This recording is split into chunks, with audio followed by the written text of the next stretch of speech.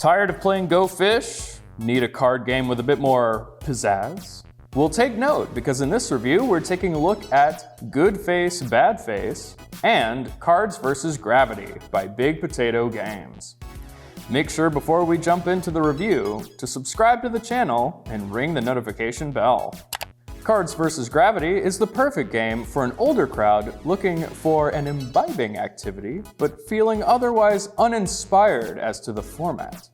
Included are 20 colorful waterproof cards divided into 4 color groups and a few wilds, a play base, and a bottle topper. The topper and play base are magnetic, so you can set up the game atop a bottle. A bottle of what? Pick your poison. Players take turns drawing cards and utilizing the slots in the play base to balance a card without toppling the base over. The drawn card must be played in the corresponding quadrant, so be sure to shuffle the deck well or you'll be in for an early topple. The game gets really exciting and nail-biting when there are multiple structures in play. Topple the base and you must take a drink.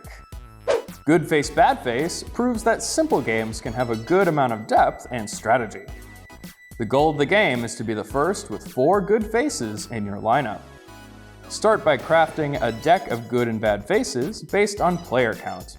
Then, the stack owner starts by selecting cards from their hand, making a stack, and passing it to their left. The next player can either draw a card or pass. Draw a good face, and you can add it to your lineup and either draw again or pass to the next person. Draw a bad face and you must add it to your lineup or negate any good faces that you already have. Bummer. However, good faces also negate bad faces, but only one at a time. If the stack makes it back to the owner, they must draw the top card and bear the consequences. Now the player to the left becomes the stack owner. Making stacks seems simple at first, but you need to think about the likelihood of the stack making it back to you, who will draw and who will pass, plus each player's incentive to do either or. It becomes a pretty intense head game for such a simple concept. After playing a few games, there's a mystery pack you can open to add even more rules to the game. We won't spoil the surprise, but suffice it to say, they make the game much more treacherous. Which of these 2 games is more your speed? Would you bring either one to a party? Let us know which down in the comments. Good Face, Bad Face and Cards vs. Gravity have very nice pros. Both games have simple to understand rules. Cards vs. Gravity can get really exciting and tense in a fun way. And Good Face, Bad Face has a surprising amount of depth and strategy.